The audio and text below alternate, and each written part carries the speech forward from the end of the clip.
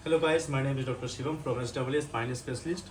आज हम आपको बताने वाले हैं कि जो हैमस्ट्रिंग होता है, जैसे कई लोगों को क्या होता है कि इस तरीके से यहाँ से बैक में पेन स्टार्ट होता है और इस तरीके से पूरा लेग तक पूरा ट्रांसफर होता है। ठीक है, तो उसके लिए जो है आप घर पे क्या चीज़ कर सकते हैं जो आपको इंस्टेंट रिलीफ मिल जाए और पेन से आपको थोड़ा सा राहत मिल जाए। ठीक है, मेडिसिन पे मैंने पहले मना किया था कि मेडिसिन पे नहीं जाना है, तो इसके लिए कुछ स्ट्रेचिंग्स है। अब मैं आपको बताता हूँ आपको क्या करना है। किसी भी बेड पे इस तरीके से बैठना है, एक हिप पे बैठना है आपको और एक हिप पे बैठ के आपको पैर ऐसे स्ट्रेट रखना है। आपको जरूरत पड़ेगी कि या तो कोई चुन्नी हो, टावल हो या इस तरह का बैंड हो, जैसे ये है। ये तो हालांकि हमारे इसमें काम आता है।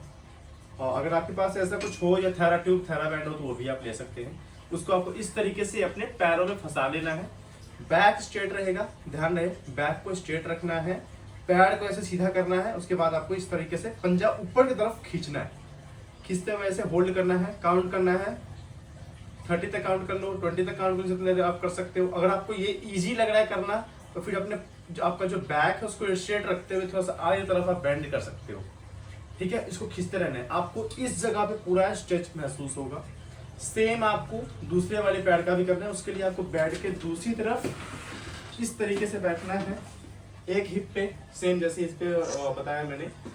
सेम इसी तरीके से जो है आपको बैंड को कुछ इस तरीके से यहाँ पे फंसा लेना है। उसके बाद लेग को स्ट्रेट रखना है, बिल्कुल बैक स्ट्रेट, और फिर इसको अपनी तरफ खींचना है। इसको भी आप कुछ सेकंड के लिए होल्ड करेंगे। तो अब ये करने के बाद जो है आपको मैं एक दो स्ट्रेचिंग में और बता देता हूँ। अब आपको इसमें किसी भी ट्यूब का, किसी भी थैला बैंड, किसी भी चुन्नी की जरूरत नहीं पड़ेगा। आपको इस तरीके से रख देना है। अच्छा, अगर आपके घर में पीछे दीवार है या कुछ है, वहाँ पे अगर आपके बेड लगा हुआ है तो फिर आपको बहुत ईजी होने वाला है, क्योंकि यहाँ पे आप दीवार के साथ अटैच करके पैर को इस तरीके से सीधा करना है, बिल्कुल स्ट्रेट। घुटना सीधा रहना चाहिए, घुटना ऐसे बेंड नहीं होना चाहिए। और अगर आपका बैक स्ट्रेट करते हुए घुटना बेंड हो रहा है या फिर अगर आप घुटना को स्ट्रेट कर रहे हैं, आपका बैक अपने आप बेंड हो रहा है, मतलब ये है कि आपका हैमस्ट्रिंग मसल जो है बहुत ज्यादा टाइट है, जिसकी वजह से आपको दिक्कत हो रही है। अब आपको क्या करना है कि आपको ऐसे बेंड कर लेना है। अगर घुटना बेंड हो रहा है तो घुटना बेंड कर लो, कोई दिक्कत नहीं है। बैक को स्ट्रेट करते हुए किसी को या तो सपोर्ट के लिए बोल दो या फिर दीवार पे सपोर्ट लगाओगे।